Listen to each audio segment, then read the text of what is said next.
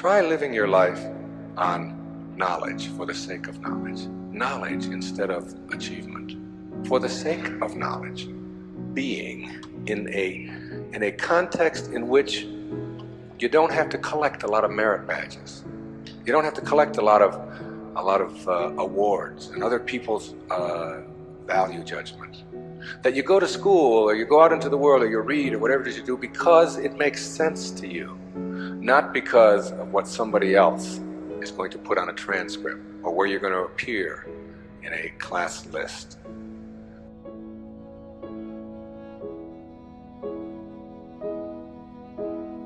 At 99% of who you are is untouchable, unsmellable, invisible.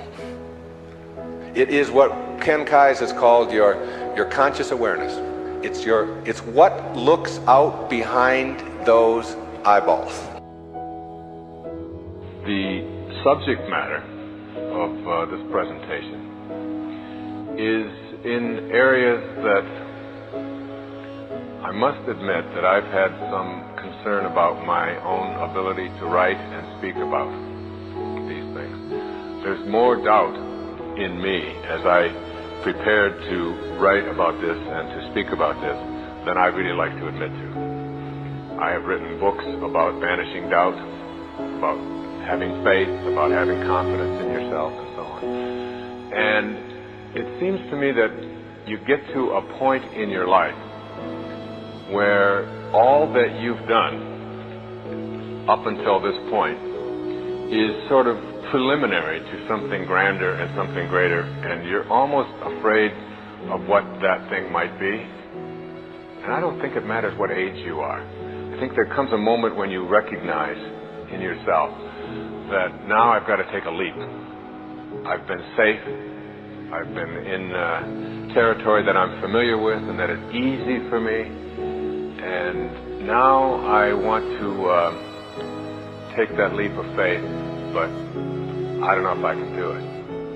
I always like the metaphor of standing on a cliff and down below is an abyss. And this abyss is endless.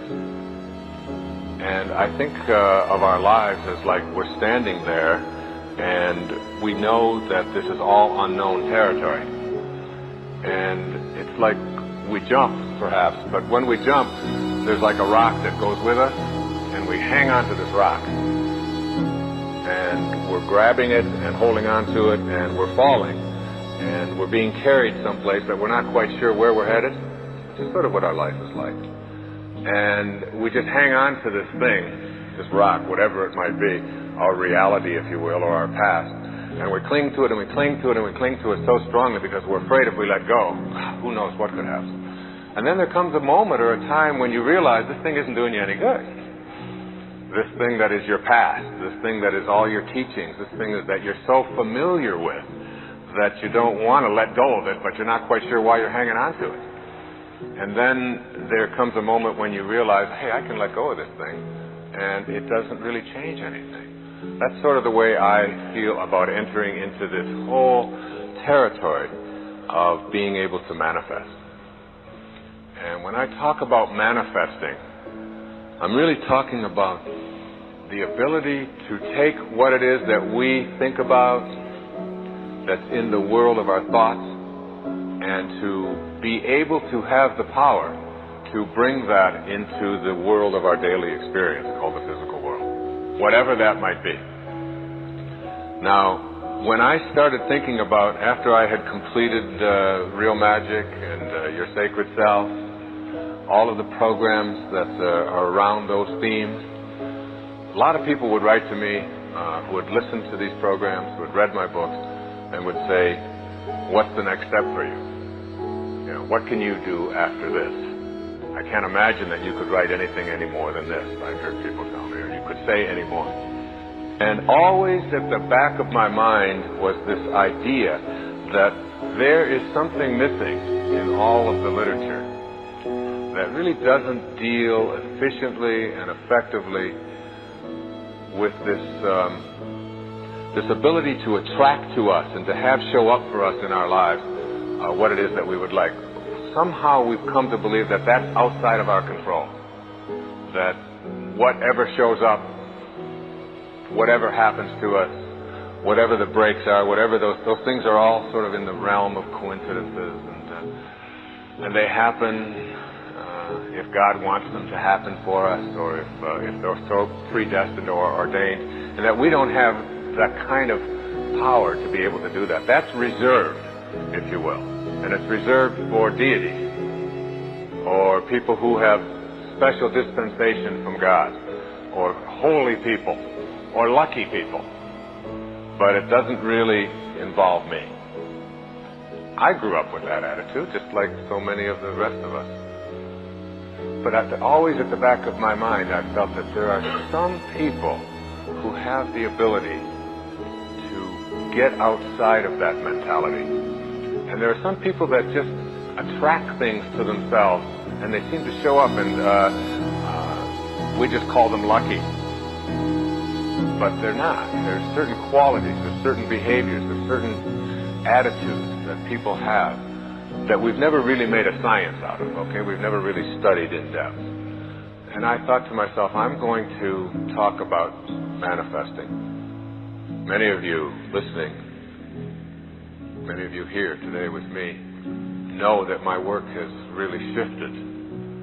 It's shifted from teaching people how to manage their emotions and teaching people how to avoid being victims in their lives, and to have psychological strength,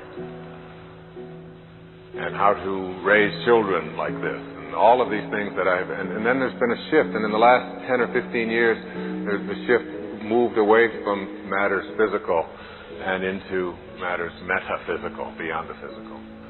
And then my work took on like this real sort of spiritual tone, and God became a very important part of my life and my work, when this wasn't so in my earlier work. In fact, if you look through books that I wrote 20, 25 years ago, you won't even see references to the word spiritual or to the word God. And if you look at more recent things, and people ask me about that,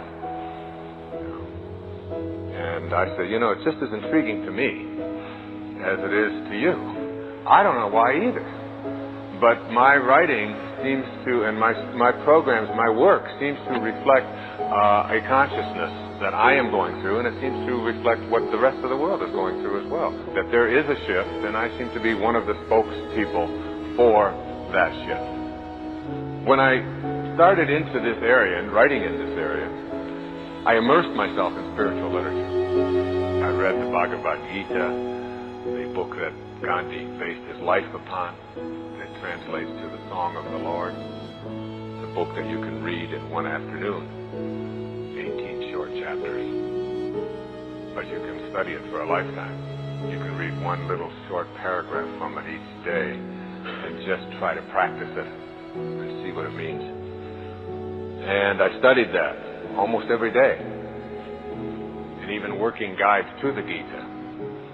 And I immersed myself in A Course in Miracles, which is a whole collection of writings that a lot of people aren't sure about what the origins are, and there's discussions about who did it, and is it really the work of Jesus Christ, and is it channeled work, and so on. But whatever it is, and whatever its origins, what I know is if the world were living by the principles that are in there, we could really solve virtually all of the problems that we face as a people.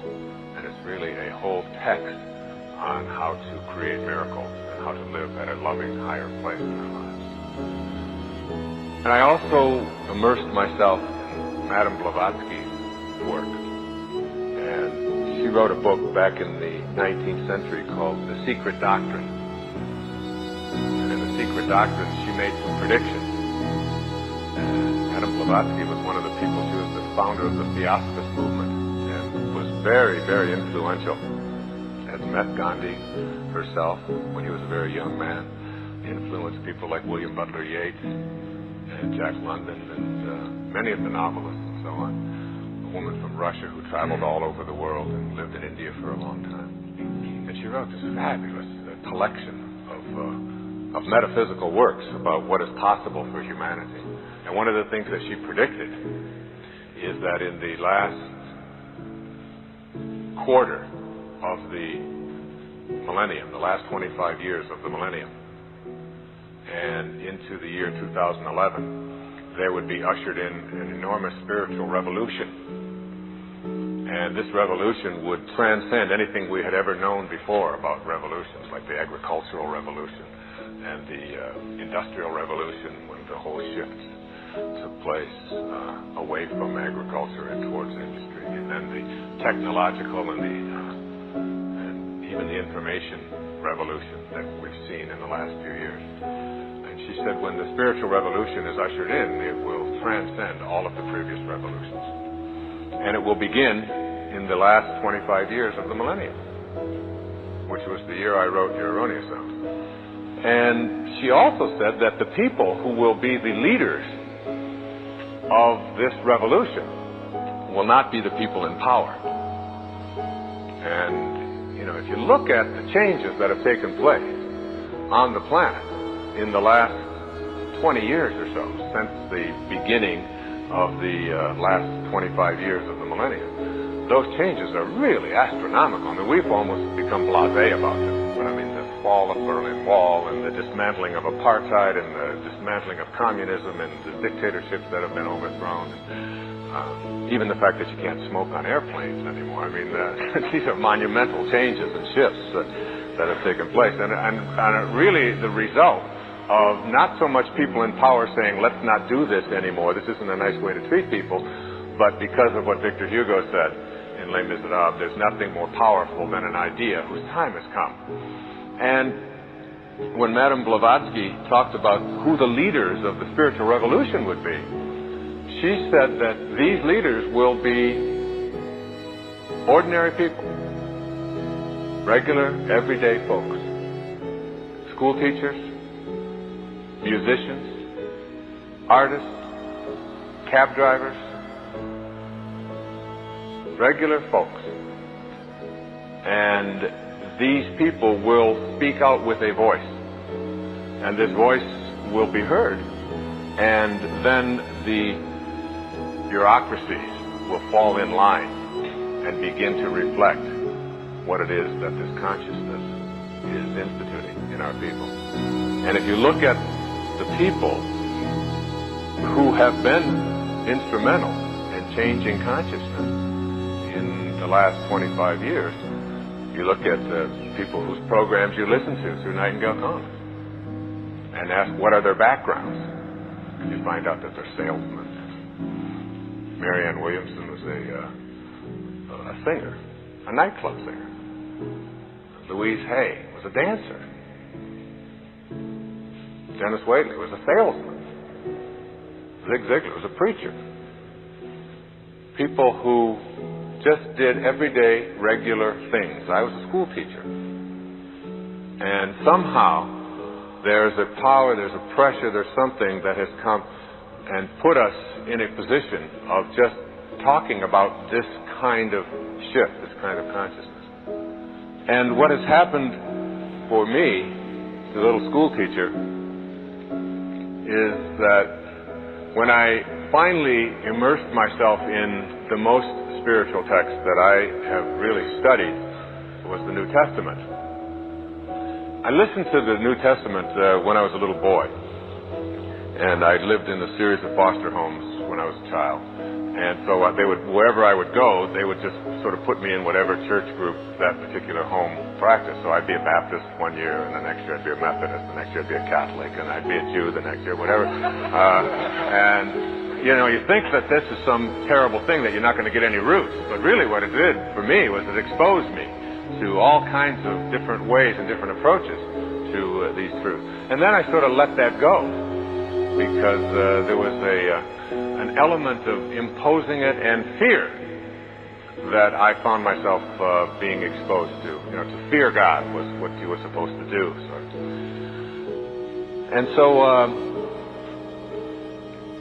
I let that go in my life for a long period of time. And then before I began to write about these books that sort of moved me away from psychological matters into spiritual matters, I really immersed myself in the New Testament. I read it from beginning to end, particularly the parts in red. remember the parts in red, you know, that, you know, this is what other people were saying about what Jesus Christ was saying, and then this is what Jesus was saying, and it's like, this is in red, so, you know, you have to remember that. And you'll hear me talking about this in this program a great deal, a lot of the things in red. Not because I am trying to proselytize for any particular religious point of view, or I'm trying to recruit anybody, or, you know, I don't see myself in that role at all. It's not the purpose of what I'm talking about. But more to give us an understanding of what divine spiritual messages can mean for us in our life, and how some of this has been misinterpreted as we have moved towards becoming more spiritual people. And so you'll hear me referring to this quite a bit. And then one of the things that I read was this idea that Jesus Christ said to the masses, that something to the effect that even the least among you can do all that I have done, and even greater things.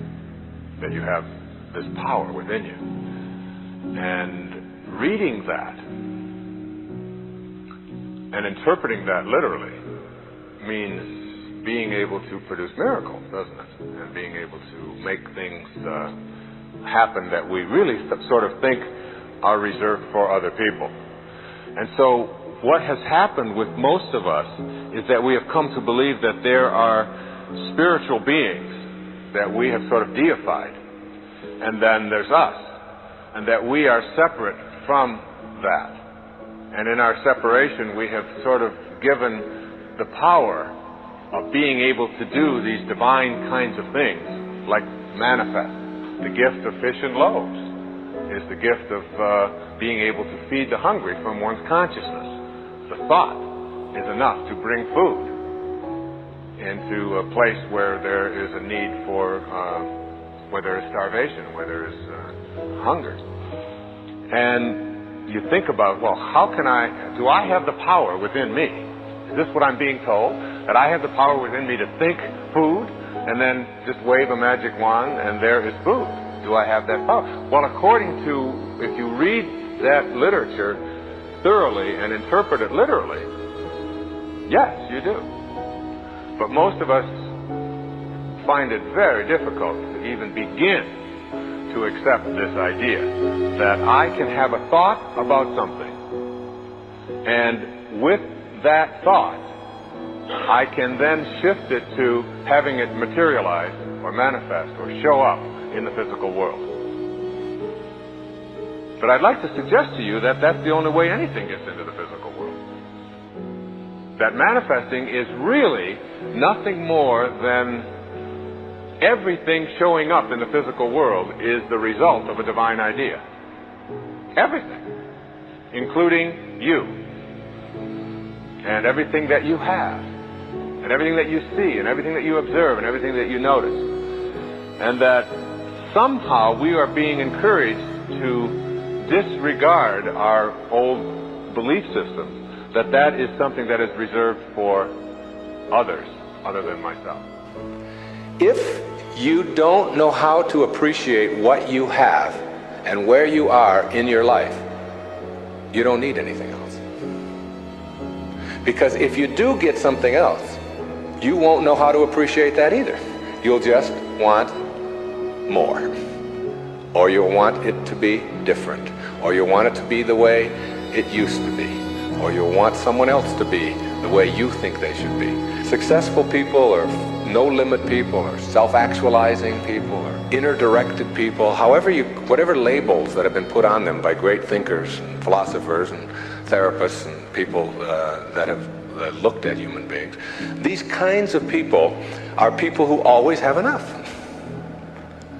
There are some people, if you invite them over and you say, you know, I'd like you to come over tonight, and I'd like you to stay over if you can, instead of having to drive back. And they'll say, well, can you stay? And I say, well, I don't know if I can stay or not. Well, you could sleep on the cot. Oh no, I could never sleep on the cot. I can't sleep on cots. I got a sciatica, don't you know? And I have back pain, and the cots, no, that's out of the question. I couldn't sleep on a cot. And what about breakfast? Well, we don't have any food, but we have some old grapefruit that are in the refrigerator, they have a few spots on them. Oh no, I could never eat grapefruit. Spots? No thanks. I can't eat grapefruit spots. I just couldn't do that. You know.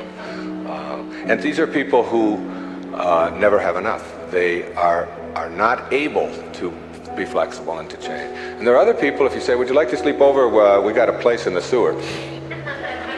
Hey, that'd be great. I can handle that. No problem. I slept there before. It's all right. And all we have is grapefruit. Oh, I love grapefruit. Well, we've got spots on them. Oh, I really like grapefruit spots. Those are terrific. I'll go for those. There are some people who can handle anything, not because their circumstances are different. You see, your circumstances have very little to do with your fulfillment in life. Very little. It's how you're approaching your circumstances. It's your attitude towards your circumstances that make all the difference in the world. And taking what you are and accepting it. No limit people are human beings who take what they are and accept it. And don't tell themselves that somehow they're deficient because of anything about themselves. This is a very crucial concept for me and for virtually all of us. It's this idea of taking your life in your own hands and being the kind of person that you choose to be, and understanding that everything that comes your way is an opportunity, is a blessing. And it wasn't until I learned how to celebrate virtually everything that came my way that I was able to transcend it.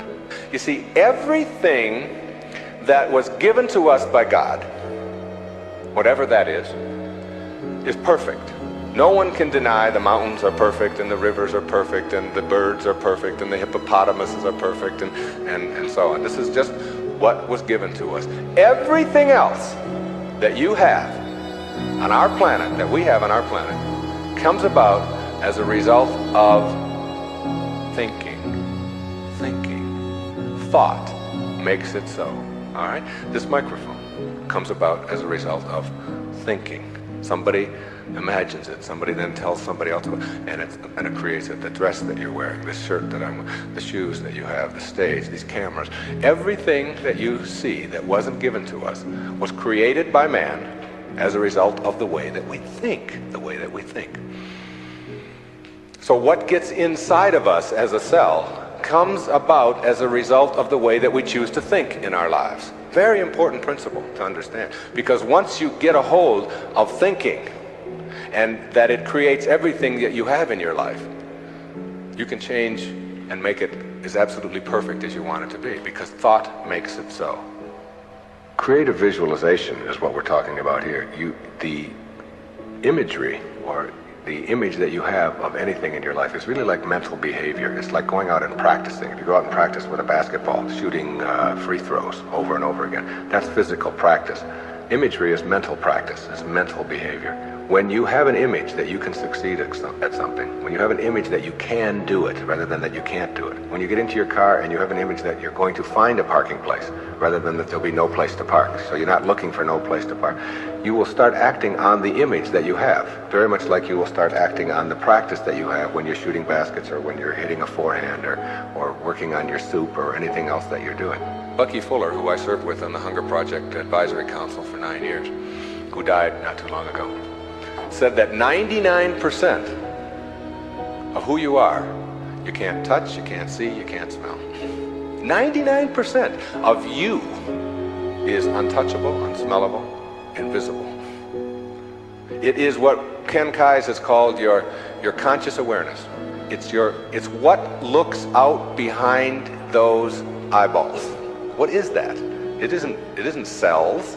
It's some kind of conscious awareness that you are. And make no mistake about it, you've occupied a whole lot of bodies already. Now this is not reincarnation talk.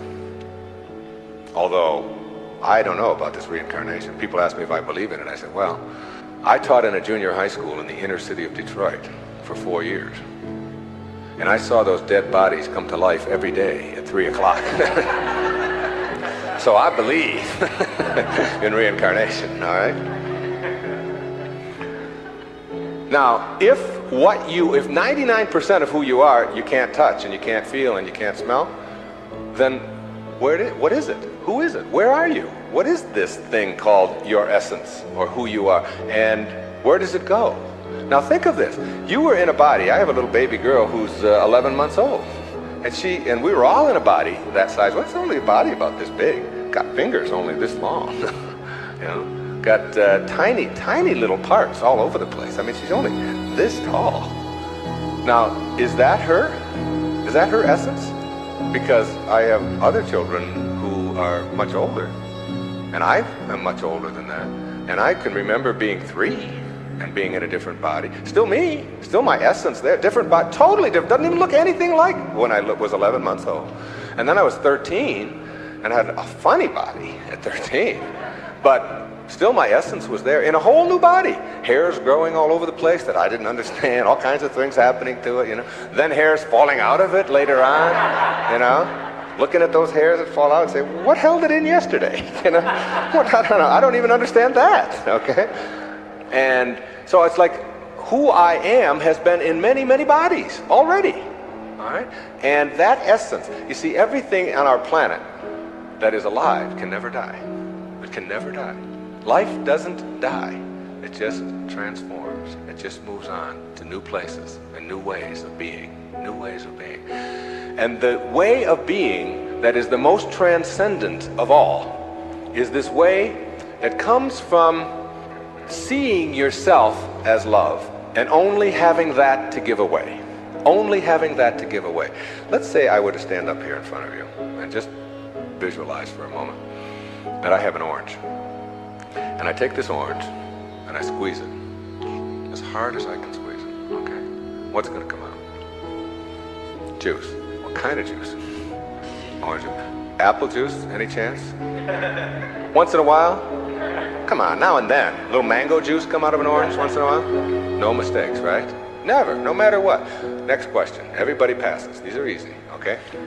Why, when you squeeze an orange, as hard as you can squeeze it, does orange juice come out? Because that's, not because it's an orange, because that's what's inside, isn't it? On our planet, when you squeeze something, what comes out of it is what's inside. Not too difficult, all right? Does it matter if your mother squeezes the orange? Does it matter what instrument she uses? Does it matter if you just had your period and then you squeeze an orange? Does it matter if your boss squeezes it? How about if your kids do it? Your kids squeeze an orange. Does it matter? Does it matter what time of day? Suppose they do it at noon, all right? How about at 4 in the morning? Does that matter? Whenever you squeeze an orange, the only thing you get out is what's inside, right? No arguments. Same thing works for you. Same principle works for you. It's a principle of the universe, all right? Someone squeezes you. That is, someone puts pressure on you. Someone says things about you that you don't like. Someone puts tension on you, whatever. Your boss says something to you that you don't like. And out of you comes anger. And out of you comes hatred.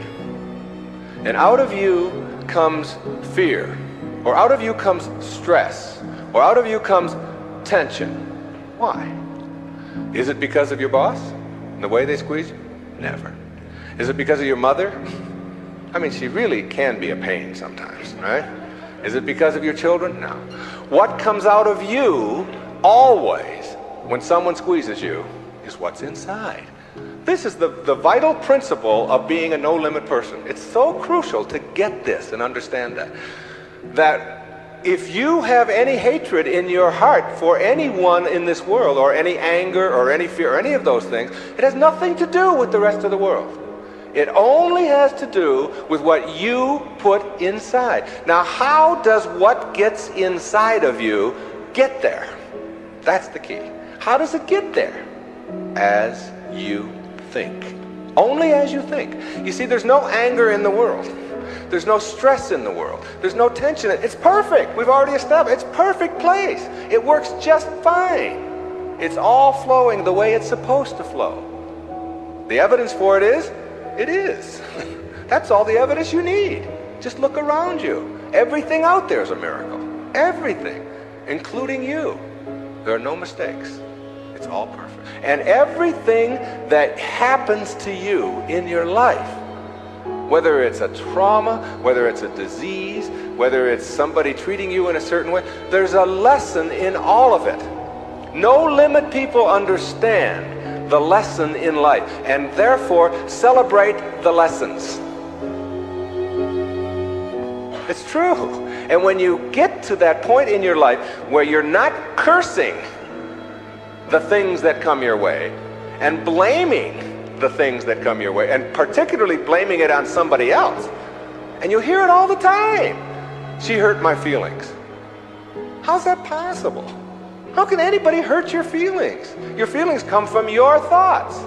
No one can hurt your feelings without your consent. No one can make a fool of you without your consent. No one can embarrass you without your consent. These are choices that you have that come from the way that you think. Someone calls you a name. Hey, stupid. And you turn around. I didn't even tell anybody I was coming. How did they know that, all right? And then you blame the person who called you a name, instead of saying, that's just their opinion. That's just where they are. That's where they are on the path. And it's okay. All of you are in relationships, right? Everybody has a relationship of some kind or another. In your relationship, you have any problems? Any of you have a relationship and you don't have any problems? I'd like you to take this microphone. I want to sit down and listen to you. Everybody in a relationship has problems, don't they? Right? Now, when you say, I'm in a relationship, I got problems. Therefore, there's something wrong. Something's really wrong, right?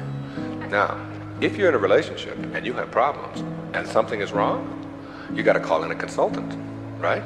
You got to call in somebody to help you with the problems. You don't want the problems to go on. Who are you going to call in? You only got yourself. That's all you got. You might get a therapist once in a while, but they got worse problems than you do. The only consultant who can help you with your problems is you. And who is that consultant that you're calling in? We've already established that there's something wrong with that person, right? Something wrong. So now you're going to call in a disabled person to deal with your problems in your relationship, right? Now this is a really sick approach to curing your problems. You got somebody who says, we got a problem, you don't talk to me, and I didn't talk to you, and you came home late last week, and this week I called you, and you didn't call, and I was supposed to call you, and then you didn't do it, and how can you do that? Now this is the consultant you're calling. Excuse me, will you come in and help us? I don't know if I can help you or not, I didn't come home. That's the person you got to deal with your problems. All right? Now what you can do is you can change all of that around. You can say, I'm in a relationship. We got problems. There's nothing wrong with that. That's the way things are. You know, my problem is that you are different than I am. And you think differently than I do. And you behave differently than I do. And you smell different than I do. And you have all of these attitudes over here that I don't have. Nothing wrong with that. That's the way it is. When two people get together in a relationship, you don't have two people becoming one. If you do that, then what you end up with are two half persons. Who wants a half a person in a relationship? You always are single. Even if you're married and and involved in a relationship forever, you're still always single. You're still always you. Your unique, special, perfect self that is not trying to love, but who is love, who lives love, who is being love. The same as if you pray to God and say, God, will you please help me with my problems, and want God to do it for you. Never happen. You've got to be God, not be afraid to carry God around inside of you. If you want to get healed, you have got to understand that you're not going to get healed if you are asking someone else to heal you. And ask any doctor that you know, any surgeon particularly, who's taking somebody into surgery, and ask them which person has a better chance of living, surviving, say, serious surgery. Is it the one who has a will to live, or is it the one who's just given up? And the surgery and the cases are exactly the same, all right? But the person who has that will, which we can't define, you can't go out and get a bucket full of will and bring it in there. It's an attitude, it's an approach, it's a belief, all right, that you can do something. And when you have that belief about yourself, then you've got so much better opportunity to be well in your life. And a belief is everything. I don't know if you've ever thought of that. I watched a little girl, 5 years old, learning how to swim. And she's holding on to the edge of the pool, and she wants to get over here to the steps. And it's just 5 feet or 6 feet. And she'll let go, and then she'll hold on again. She'll let go, and she'll hold on again.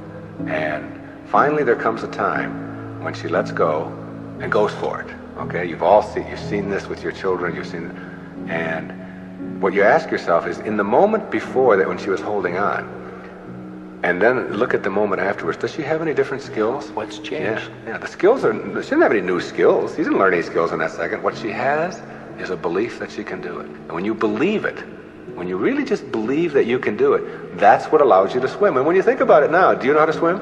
Yeah, so when you dive into the water, you don't think about that. You just know when you dive into the water, you can swim. You don't have any necessary swimming skills or anything like that. Or when you get on a bicycle, you get on, you know that you're going to, unless you believe you can't, because you've never gone out there and tried it and worked on it and done it. I told a story of a patient of yours who had that very problem, who said she didn't know how to ride a bicycle. Yeah, Gail, who came to me many years ago. And you know why she said she couldn't ride a bicycle? Because her mother wouldn't let her get on one. Cop out. Yeah, absolutely.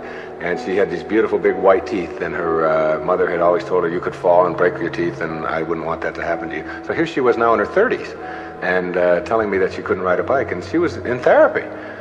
And I said to her, okay, let's go. She said, go? Where are we going?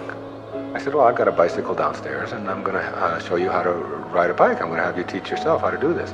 She said, look, I didn't come here to pay you the kind of money that I'm paying you to have you teach me how to ride a bicycle. I came here to find out why I can't. I said, oh, well, you're going to need another 30 seconds of therapy, easy, okay? The reason you can't is because you never got yourself on a bicycle. And until you do, you never will know how, and you just believe that you can't. Oh, that's the end of that. There's no more to talk about that. Now, what we have to do is get you to get out there, and we went downstairs, and it was a woman's bike, and I've helped a lot of people to teach themselves how to ride a bike. And what you do when you help someone to teach themselves how to ride a bike, because you don't teach anybody how to ride a bike, okay, is you let them do it all themselves. You let them hold it, you let them balance it, you let them move with it, you let them put the pedal down and move it themselves, and you stand back. You say, no, when you're ready, and then you move it, and you hold on for a second, then you put your foot back down, and you practice it and practice and practice that all yourself, it was just someone encouraging you. And before long, in just a matter of minutes, when I tell you it was minutes, and this woman had never been on a bicycle before, she rode like 2 blocks on a bicycle. She couldn't believe that she now had a belief. Being, to me, means seeing the greatness and the uniqueness in you, and never letting anybody else convince you to the contrary. When people ask me, come on, you're always talking about being up and you're always positive and so on, you mean to tell me that you're always that way? I say, yeah, I really am. And it isn't because I'm out there doing something in an artificial way. It's an authentic response to my having gotten the junk out of me. And the junk is the way that I used to think, the way that I used to think. Think for a moment, if you can visualize right here, a clock. Big clock. And the hands on the clock go from 1 to 12. The clock starts right out here with the minute hand, and it goes over towards the 3, the hour hand, minute hand. And that's the time in your life when you are moving away from yourself, from your true self. That's the time when you are trying to put other people down, trying to prove that you're bigger and better than somebody else, trying to make yourself right all the time, as opposed to being with somebody else. It's like you're moving away, and a lot of people spend a lot of time moving away from their true self, because your true self is this little child, is this beautiful little child inside of you that has only love and acceptance for everything in the world, and no dis-ease, no absence of ease. You move away towards the 3, and then you move down here this way, and you're still moving away from yourself until you hit the 6. The 6 is the point in your life, symbolically, metaphorically here, when you are the furthest away from yourself that you can be. It's the low point in your life. It's the point where many people break down, or many people break down their relationships, or they feel full of despair, they feel full of hatred, whatever it may be. And a lot of people die then. A lot of people are put into hospitals then. A lot of people have to really seek out therapy then, and so on. And when you're at that sick. There's another part of the clock that goes from 6 to 12 that I think of as living in the light. And this is when, and see, this clock hand never can go back. It can't go back. It can only go this way. It only goes this way, as does life. It only goes this way, forward. In this period, this place between 6 and 12, that's when you start coming back to yourself. That's what enlightenment is. That's the pathway to enlightenment. When you send out that stuff that is destroying you, that is killing you in one way or another, and you move yourself back over here, and eventually you get yourself all the way back. This is the light over here. This is the place where you can't go back. You'd be tempted. You might be tempted to steal. You might be tempted to use anger. You might even slip a little bit, and you catch yourself. I can just not too long ago there was we got a problem with our sprinkler in my home. One of the sprinkler heads is off, and if you ever seen that happen, you get a gusher going up there. And I've been wanting to get that thing replaced for the longest time. And I'm walking out of the bank, and there's a sprinkler head right there in front of the bank. Now I practically own this bank, okay? So I'm gonna go there every day, and I do a lot of business with this bank. And I'm looking at this sprinkler head, and I think, all I have to do is just unscrew this thing. It wasn't on or anything. They'll replace it tomorrow morning. It's 98 cents or whatever. So I actually get down there, and I start turning the sprinkler, and then I start thinking, do I want this karma? Do I want to steal? Do I want to take? I know it's only a 99, and if I went into the bank, they'd probably give me one anyway if I asked them. And then I just turned it back. And I said, if I want a sprinkler head, I'll go and buy one for myself. This doesn't belong to me. It was just like a split second of weakness there or whatever. But it illustrated to me that I can't go back there. I could never. And there was a time in my life when I could have done that. I can be absolutely frank with that. I could do that. I can't go back there anymore. That's where you start.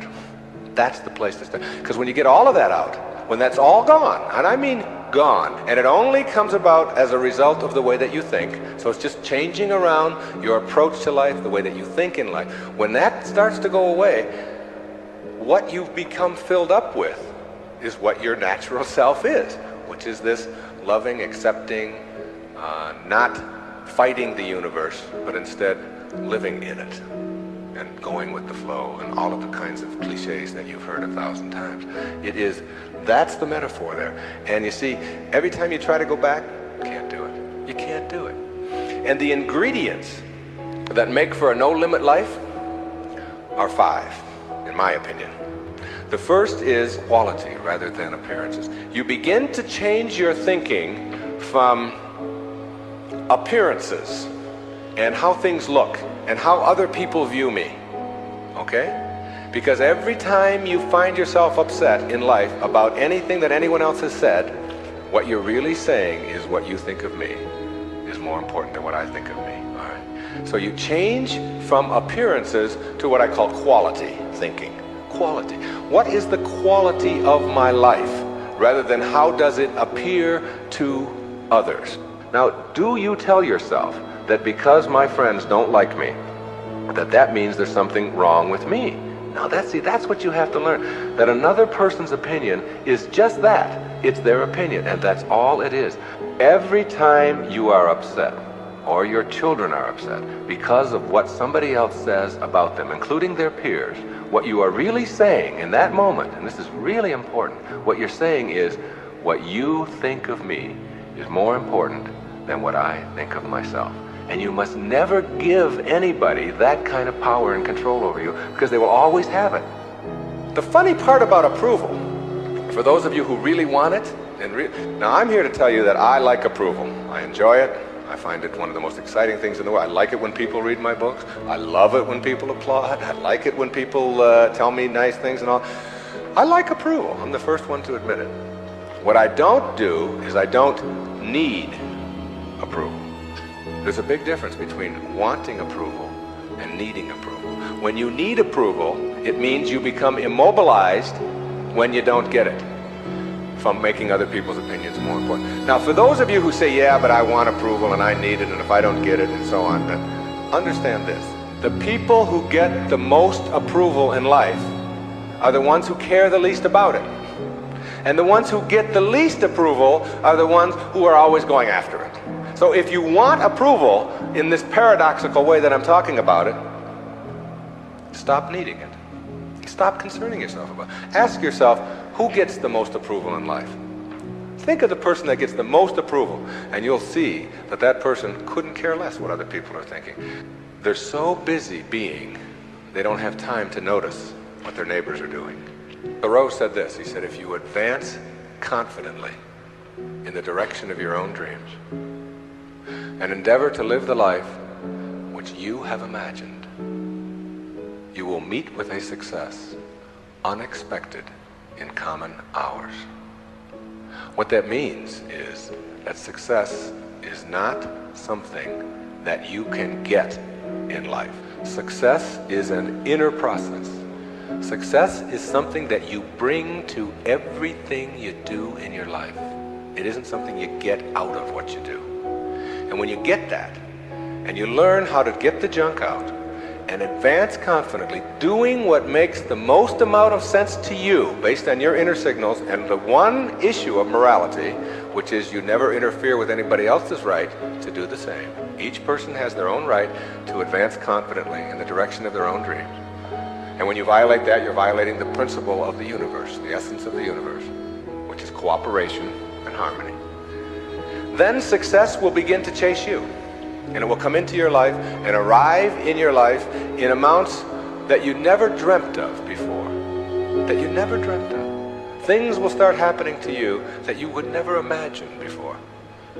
I'm working on a book right now that's going to be called You'll See It When You Believe It. And when you start believing in some of these principles, you'll start seeing things that you were blind to for so long. When you were back here in the 2 and the 3 and the 4 and the 5, when you were moving away from yourself, as long as you're moving back towards your universal essence, your harmony with yourself, your cooperation with the rest, things will start happening in ways that you never dreamt of. Jung called it synchronicity. And it's a term that we use to explain how unexplainable coincidences sort of happen in our life and how come these things happen. I'm going to share a couple of those with you before we leave. The quality versus appearance in your life means that you get that inner candle flame working in a way that gives you quality, independent of what other people think of you. Maslow, in defining self-actualizing, no-limit people, said they are independent of the good opinion of other people. Of the good opinion of other people, independent of it. They're so busy advancing confidently, doing the things that make sense, and bringing success to changing their baby's diaper, and bringing success to weeding their garden, and bringing it to the job. They bring it on the airplane, so that when they run into somebody who is rude to them, a stewardess that is rude, they don't see it as an attack on them. It's just where they are, and they send them love.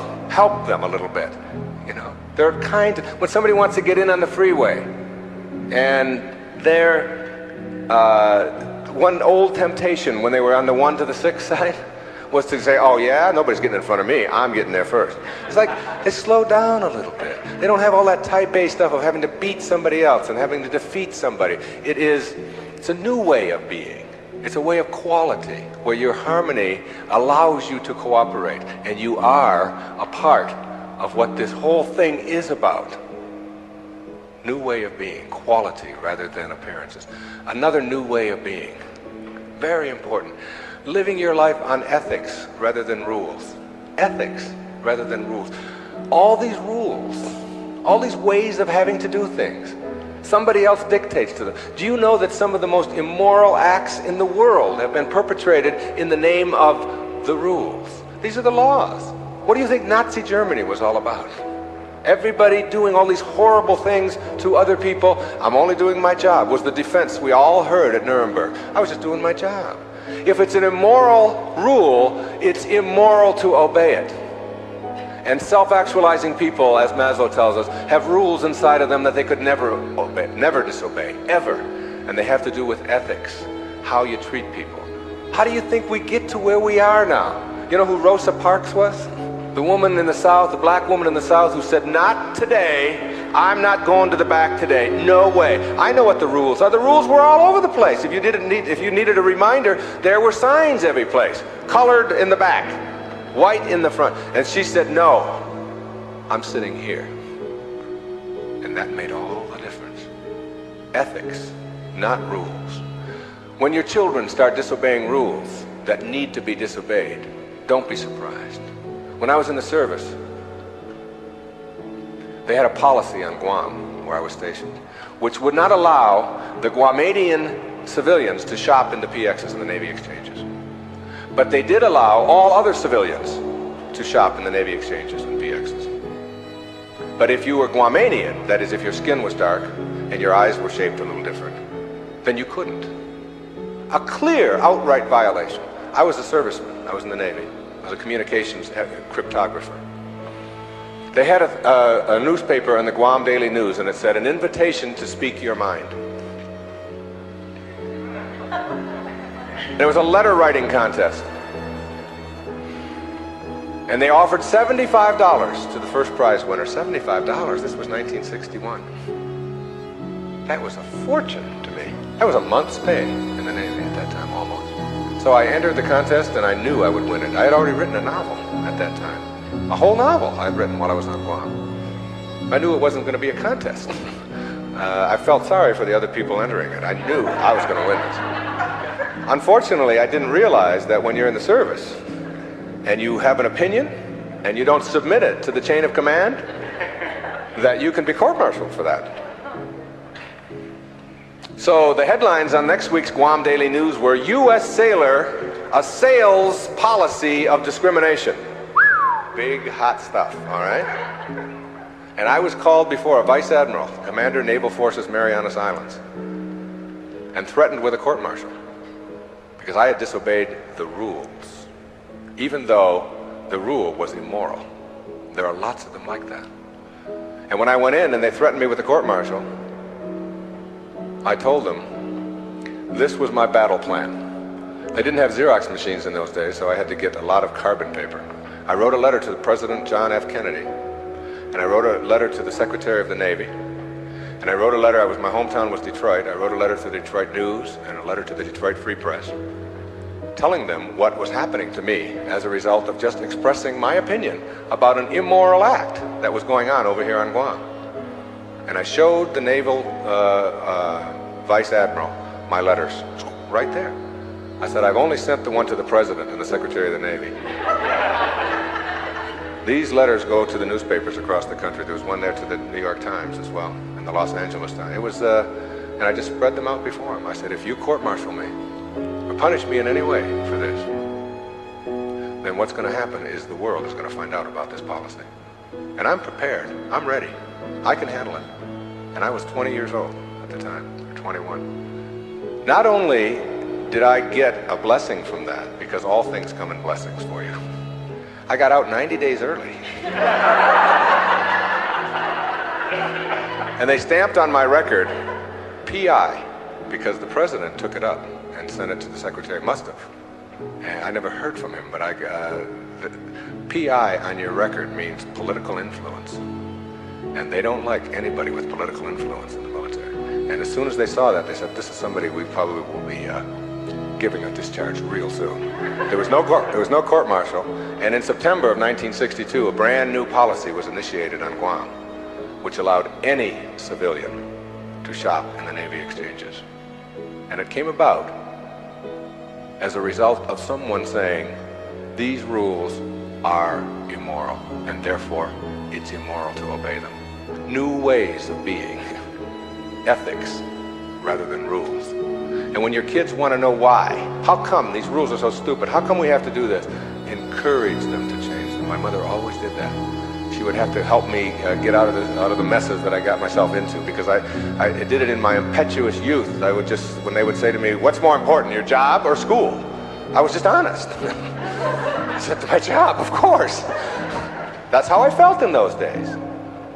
But what you do put out in the world is exactly what's coming back to you.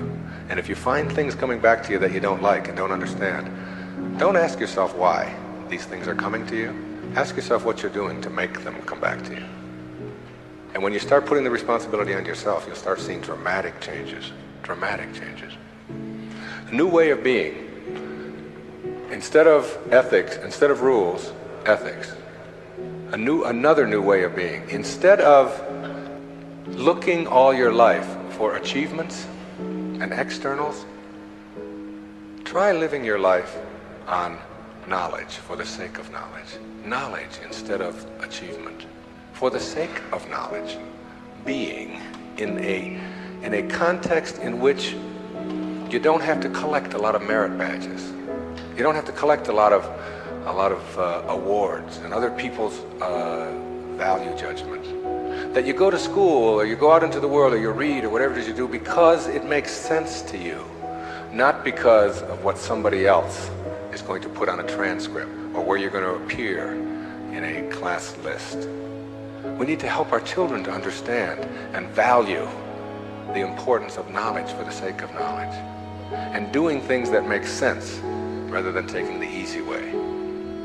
Knowledge rather than always trying to achieve. We're in an achievement-oriented society, which tells us that we evaluate and judge a human being based upon how many achievements he has.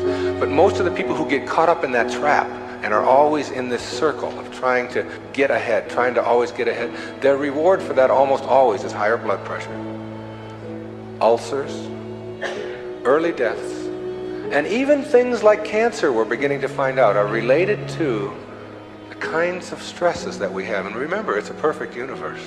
There's no stress in it. There's only people thinking stressful thoughts. And when you put that pressure on yourself to always achieve and get ahead of the other guy, you miss what it's really all about. There's nothing wrong with goals. It's falling in love with them that's the problem. It's not being able to be flexible and alter them. If you have a goal to get here, to get $100,000 in the bank, to get to this promotion, to get 2 cars in your garage, to whatever it is that your goal is, and you're on your way to that, and you're always working at the goal, all of this stuff on your way to the goal is called striving, and that's what you learn, striving. And striving is a very low-level place to be. When you get to your goal, because all you've ever known is striving, you will just always suffer from this disease called more. You will just upgrade your goal to $200,000, 4 cars and 2 houses and another wife and a younger one and all of these kinds of things. If you have a goal and you understand that every step along the way is a present moment to enjoy and to live, then the goal won't become any obsession. I don't have any goals in my life. People ask me, where are you going to be 5 years from now? What are you going to be doing? What's next for you? I remember what Lincoln said, who to me was like the greatest person who ever sat in that White House. He said, I never had a policy. He said, I just tried to do what made the greatest amount of sense each and every day of my life as I sat there as the President of the United States. And I think there's something really significant in that you don't have to get it all planned out and follow a certain pattern and do it a certain way.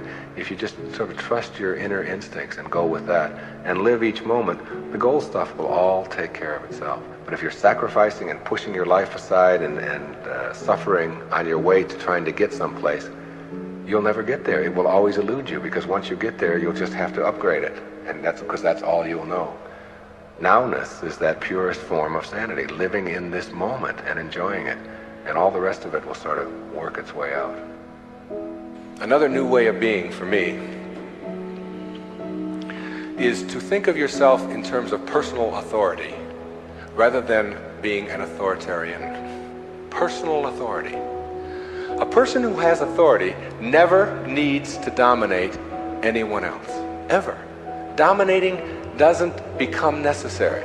In business, you can have authority. The people who have the most authority are the ones who listen the most, and the ones who are the most conscientious about what do other people have to say. A person in a relationship who has to dominate somebody else and has to make the other person submissive shows that they don't have authority, because they're getting their power not from within for themselves, but on the basis of who they can control. And that never lasts. That never lasts. The only thing that lasts is having inner power, if you will. Know thyself. That's what Shakespeare said. Know thyself. The more you know yourself, the more you become honest with yourself. Honesty becomes just a way of life. No, I don't think the world necessarily does, but you can't run your world. You can't run your world based upon what the rest of the people in the world want or don't want. To me, honesty is like, it's a karma that goes out into the world. How people treat you in the world is their karma. How you react is yours. And when you react to it with dishonesty, that's what you're putting out into the world, dishonesty. And when you put dishonesty out into the world, that's what's going to come back to you, because what goes out is what comes back. That all, as you sow, so shall you reap. I mean, it's in every great institution that there is in the world, whether it's a religion or a philosophy or whatever. What you put out is what comes back. Whatever you plant is what you're going to get back. And the more that you put out honesty, just because it's what you are, because you are being honesty, you're not trying to be honest, you're just being honesty, then that's what will come back to you on a regular basis. And when it doesn't, you'll just see that as another test for you to pass. And finally, a fifth way of being that is new, for me, it has become a way of life. It's called serenity instead of acquisitions. The more you try to acquire, the more you try to get, the more you try to collect in your life and evaluate yourself on the basis of that, the less serenity you're going to have. More is less. It's almost a secret of the universe. Serenity means inner peace. It means that you can find joy in every moment that you have in your life instead of always looking for it. It means that while you are driving along the countryside, and seeing, instead of saying, I'm on my way to this point, that you can open your eyes and see it with new eyes. See the rolling mountains, see the grass, see the deer, see the sky. You can just stop wherever you are in this second, wherever you are, and just look around you, and you can begin to appreciate just your surroundings and your environment. Then you can begin to appreciate the people that are in your life, and even the ones that are negative and you're having the most difficulty with. You can practice a new way of being with them, which is sending them love, sending them flowers, send them books, send them a tape, send them something, and just see what kind of reaction that you get. Super emotional health is just an attitude. An attitude is everything. I want to summarize these new ways of being and give you the most important ingredient on the path as we leave. I said that it's quality in your life to be focusing on rather than appearances, and it's ethics rather than rules, and it's knowledge rather than achievement all the time, and it's being personally an authority on yourself rather than authoritarian and trying to be dominating someone else or to be dominated, and serenity, which is the name of my little girl, my youngest daughter, Serena, rather than acquisitions and accumulations and trying to prove yourself that way. And when you get that serenity, which comes from the way that you think always, then you will replace all of the other junk that keeps you back here between 6 and 1 on that clock. And once you pass it, once you get past it, you'll never, ever be able to go back. Because the light, living in the light, is a way of being that if you're not there, you don't get it yet. But once you see it, and once it begins to take over your life, you can never go back. That is your purpose. Your purpose isn't to try to be loving. Your purpose is to be love, and only have that to give away. Well, but there's one other ingredient, and it's really crucial. Forgiveness is the vital ingredient on the path of enlightenment. And if you don't know how to do it, then practice sending out love. Take the person or the people that you're having conflict with, any place in your life, send them something. You don't have to even do it physically. Just send them something that comes from inside. And what's inside is how you choose to think. And if you can make that love and do that, and that is to me the test. Not whether you can love someone when they smell good, when they do everything that you're supposed to, but whether you can love someone who has sent you hate or anguish in your life and send it back. You don't have to forget. You don't have to go back. But you got to get it out of you, because it is blocking you and holding you back. And when I said you'll see it when you believe it, all my life I had wanted to write a fiction, a parable. 3-4 years ago I decided to go off to Hawaii, to Maui, to Kaanapali Beach, and to write. Now the books that had made the most difference in my life were The Little Prince, Candide, Siddhartha, Jonathan Livingston Seagull, Illusions, Alice Through the Looking Glass, Gulliver's Travels, parables, teaching parables, stories that can tell a message. I went over to Maui And I sat down on the beach, and I'd been talking about writing this, I'd been talking about doing this, and it was something that... And I have a little girl, and her name is Sky. S-K-Y-E. I decided to reverse the letters in her name. E-Y-K-S. And put an I in there, which symbolizes the self. Icus. And I just created this parable of a woman whose name is Icus, who lives on another planet. The planet is Uranus. And it's a duplicate mirror image of Earth. Only Icus can only see things as they are, not as we would like them to be. And therefore people are neurotic on Uranus because they have to be. She gives the anxiety attack report, if you will, because anxiety really does attack over there. And tells about anxiety coming in on the weekends and so on. Well, my visitor in my parable goes to Uranus, meets Icus. She cannot understand, as he describes Earth, why people would be neurotic by choice on Earth. Why would anybody be unhappy or depressed or miserable when anxiety doesn't attack? And when elevators really don't scare you? And when if you want a complex on Uranus, if you want to give a complex to your wife, you go to the store and buy one. And she says, what happened? Well, my husband gave me a complex, and it's true. Whereas on Earth, if you have a complex, it's because you've chosen to have one. She can't figure it out, okay? So she comes here, observes our people, and begins to see the secrets of the universe, and gives us these secrets, talks to the top leaders in our field. And that was my parable, and I wrote it. She gives all of these wonderful secrets, some of which I've been talking about here today. But what I want to tell you is that my wife gave me a license plate, and the license plate says Icus. Okay, it's a vanity plate. And I was pumping gas on Federal Highway in Fort Lauderdale, Florida. And a little man from Greece came up to me, and he said, what means this Ephies, which is how you say that in Greek? And I said, well, that's just a word. It's my daughter's name spelled backward. It's a parable that I wrote. He said, no. He said, in Greek, that's a word. So what could that word be? He said, it means best wishes for all.